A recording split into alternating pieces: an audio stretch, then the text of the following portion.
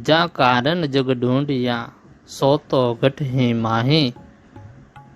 पर्दा दिया तू भरम का, पर्दा दिया तू भरम का, ताते सुजित नाहे। सदगुरु कबीर साहेब।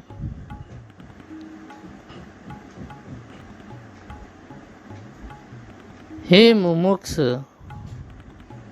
मुमुક્ષ જનોને સંબોધીને સદગુરુ કબીર સાહેબ કહે છે કે જેને તમે જગતની બાહ્ય વસ્તુઓમાં,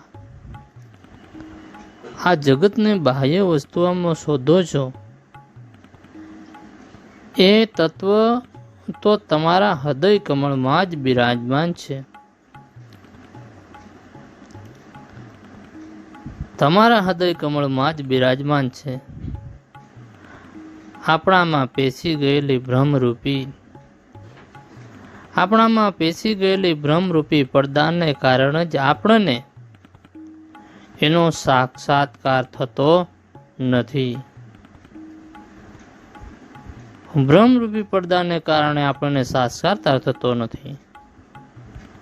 સદગુરુ ગુરુદેવની બતાવેલી યુક્તિથી જ્ઞાનનો ઉદય થતાં જ એ પડદો દૂર થઈ જાય છે। ગુરુદેવ બતાવેલી યુક્તિથી આ જ્ઞાનનો ઉદય થતાં જ એ પડદો દૂર થઈ જાય છે।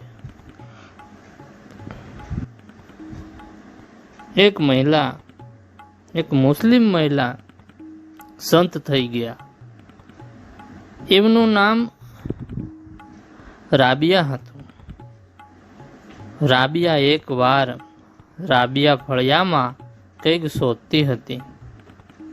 કંઈક શોધતી જોઈને લોકોએ તેને પૂછ્યું ત્યારે રાબિયા કહેવા લાગી કે મારી સોય ખોવાઈ ગઈ છે। બધા લોકો હાજર હતા એ લોકો પણ શોધવા લાગ્યા। અચાનક બધા લોકોમાંથી એક વ્યક્તિએ એને પૂછ્યું કે સોય ક્યાં ખોવાઈ ગઈ હતી? રાબિયા બોલી, સોય તો ઘરમાં ખોવાઈ ગઈ હતી।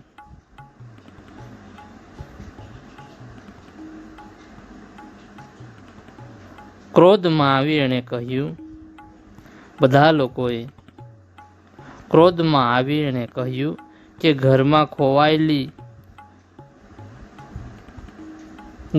ખોવાયેલી સોય ફળિયામાં કેમ શોધો છો?